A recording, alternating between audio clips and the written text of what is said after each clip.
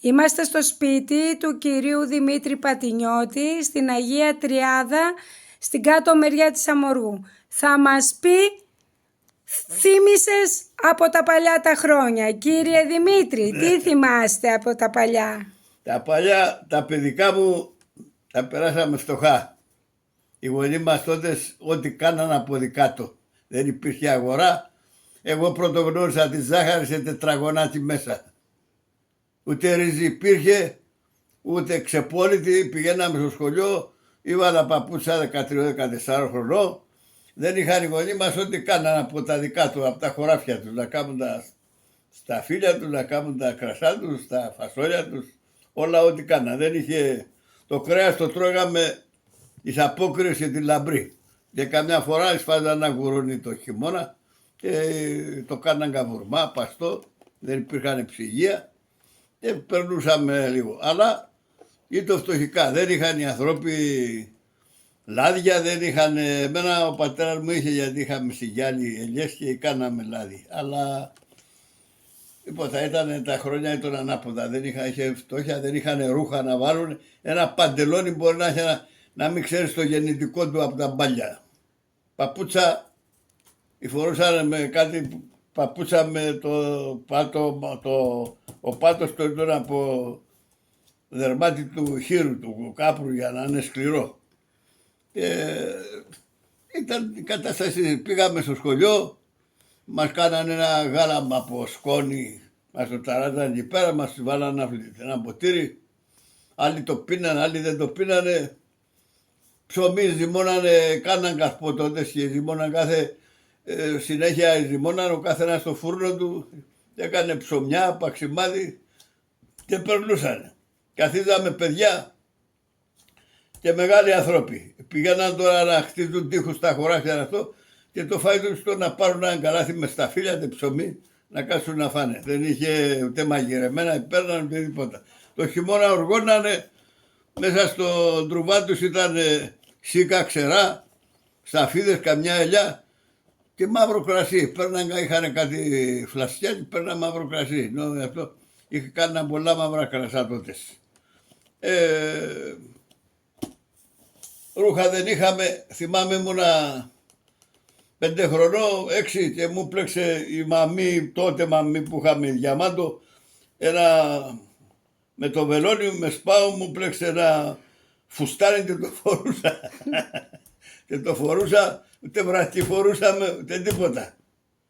Τα κορίτσια τότε κοπέλες και το βραστή τους ήταν από αλαζά. Οι μοδίστρες τα ράβανε και τα βάζανε. Δεν είχαν ούτε να πάνε τώρα πως έχουν τα πάντα. Ο κόσμος ζει τώρα διαφορετικά. Δύσκολα χρόνια. Ναι.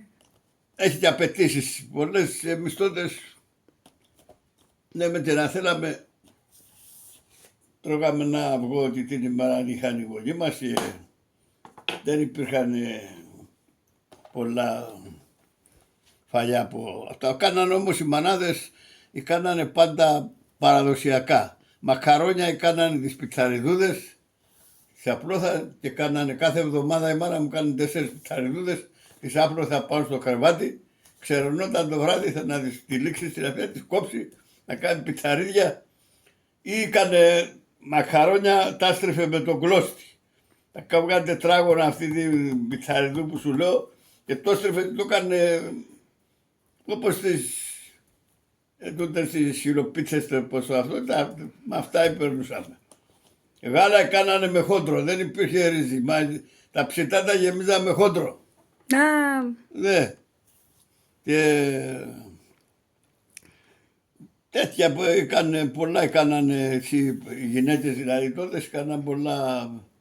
Το κρασί, άμα τα πατούσαν τότε με τα πόδια τα πατητήρια, με το κρασί, με το μούστο, κάναν πετιμέζι. Αντί να κάνουν τις μαρμελάδες που κάνουν τώρα, και κάνανε μουστανευριά. Ναι. Στα νευριά βράζαν το μούστο, το βάλανε στα πιάτα, βάλανε λίγο, πώς τη λέμε αυτή, από τη σταχτή, από τη αλυσίδα. Ρίχτανε μέσα και από πάνω στη σάμι ξερωνόταν, το βάλανε στα πιάτα και τρώγαμε πολλές μέρες. Αυτά ήταν αυτά. Ψάρια πολλά υπήρχαν έτσι ψηλό, πηγαίνανε, πιάνανε, κάνανε ξερό και σαρδέλες. Αυτά ήταν τα φαγιά των τότε, τον ανθρώπο.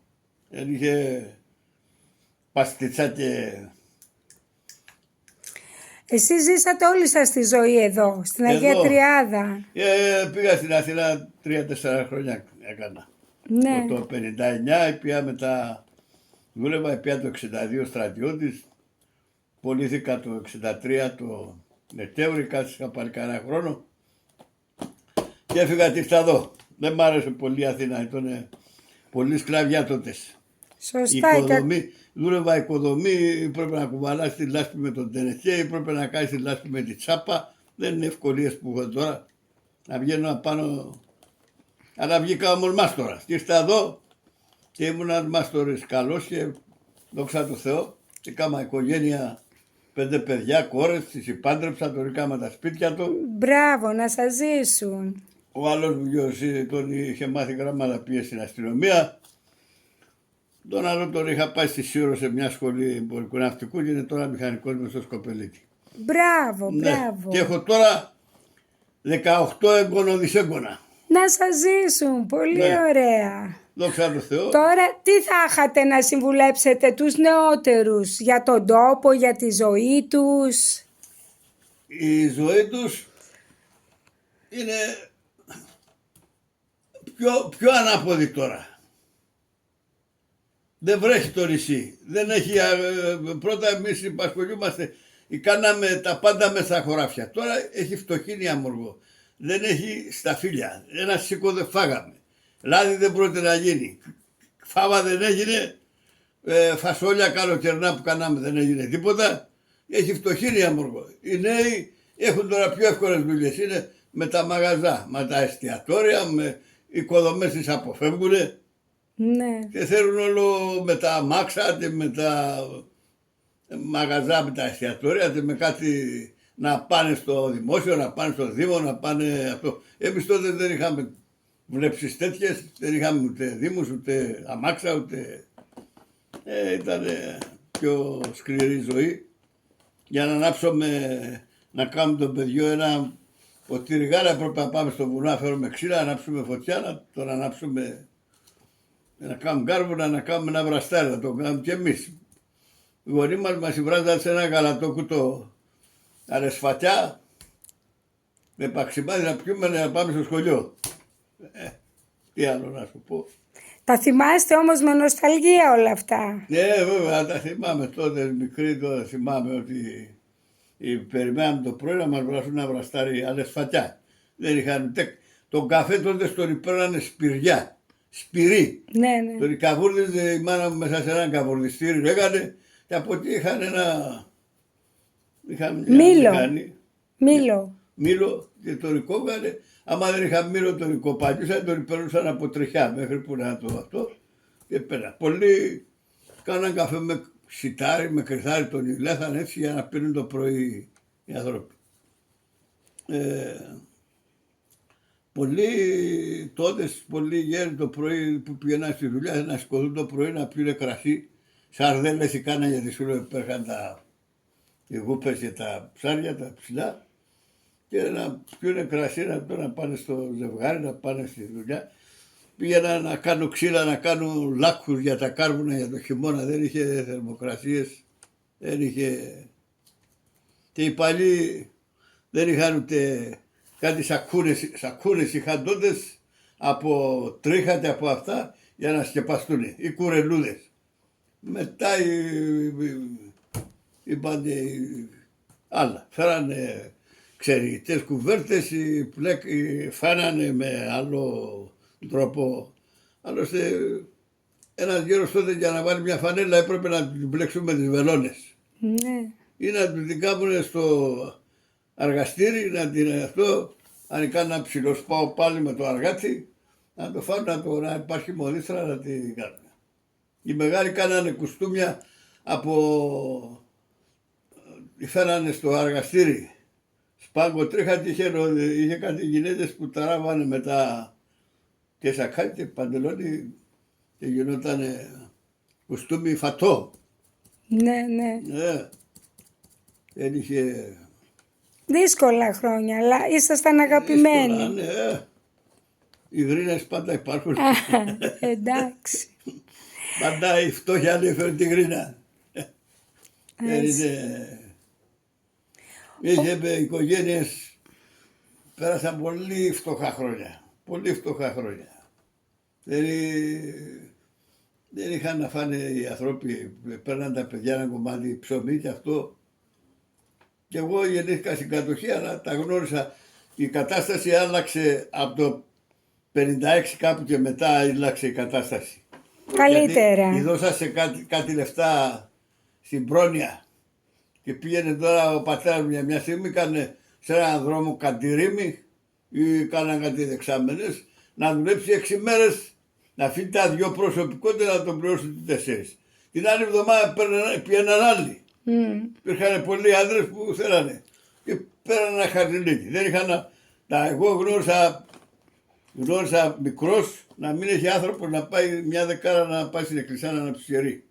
Δεν υπήρχε Χριστούγεννα στην εκκλησιά γιατί τρεπόταν να πάει να αναψιερεί. Δύσκολα χρόνια. Τώρα λεφτά κυκλοφορούν. Πρώτο οι γέροι σωθήκαμε τη σύνταξη του ΟΓΑ. Ναι. Εγώ τώρα με την γυναίκα μου παίρνω 1.100 ευρώ το μήνα, εντάξει είμαστε. Το σπίτι μας έχουμε κάτι το νοικοκυριό, βέβαια φεύγουν πάλι τα λεφτά, αρχινούμε, ΔΕΗ, τηλέφωνα, δήμοι, νερά, φεύγουν. Αλλά παίρνεις κάτι, εντάξει, δεν μπορώ να πω ότι 2 άνθρωποι πρέπει, δεν μας φτάνουν. Επειδή είστε στο χωριό, Ναι, έχετε το σπίτι χωριό. σας, έχετε και τον κυπάκο σας ίσως, έχετε 2-3 πράγματα. Κάτι κάνουμε. Ναι, στις πόλεις είναι πιο δύσκολα τα πράγματα. Πιο δύσκολα. Ναι, αλλά εδώ το νησί πάλι είναι πολύ πιο ακριβά από την πόλη. Ναι. Να πάρουμε τώρα ένα κιλό, μήνα θέλουμε 3,5 ευρώ. Ναι. Ενώ άμα πας στην Λαϊκή στην αγορά θα πάρουμε Σωστά. 1 ευρώ.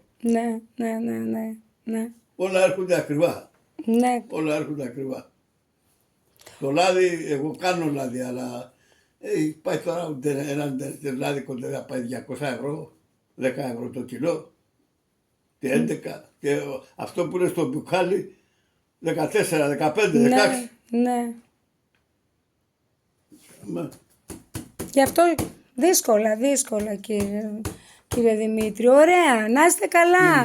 τυριά τότε είχε κάτι βοσκούσαρα, δεν κάνανε τυριά, δεν είχε τις τροφές που τα είδουν τώρα, κτηνοτροφές που παίρνουν αγορά και κάνουν οι άνθρωποι. Να σκεφτείς ότι την ημέρα της ανάληψης δεν τυροκομούσαν γιατί πήγαιναν και παίρναν οι άνθρωποι που δεν είχαν κατσίτα να πάρουν ένα σιχλί γάλα να το κάνουν με χότρο ή αρανιστά. Ναι. Αρανιστά, τότε συνέχεια κάνα αρανιστά γίνεται. Έχεις υπόψη το αρανιστό. Δεν ξέρω πώς, αλλά το βάλα, το βρέχαν λίγο, το κάνανε αυτό. το έλεγε και η μάνα μου. Τα αρανιστά της αρέσανε πολύ. Και εμάς μου αρέσανε. Τι άλλο να σου πω. Εντάξει, μια χαρά μου, είπατε πολλά πράγματα. Πήραμε μια εικόνα από τον τρόπο που ζούσατε. Τώρα οι νέοι είναι διαφορετικά. Πρώτα έχουν να βάλουν ένα παντελόνι, έχουν να βάλουν να αντιθούν. Τα παπούτσα το βλέπεις παιδί τώρα είναι 3 μήνων, 4 είναι με παπούτσα. Ναι, είναι αλλιώς. Τώρα εσύ να σκαλάεις και τα ξέρεις. Ναι. Ωραία, κύριε Δημήτρη, ευχαριστούμε πάρα πολύ. Ήταν πολύ ωραία. Κάπου σέδα, γιατί σε θυμάμαι μικρή και χτες που τα λέμε με τον Μαστρογιάννη, μου λέει: «Βρε, η Χριστίνα είναι εδώ», μου λέει, με την αδερφή της. Και πού μένα, πέντε στην Καροτάρη,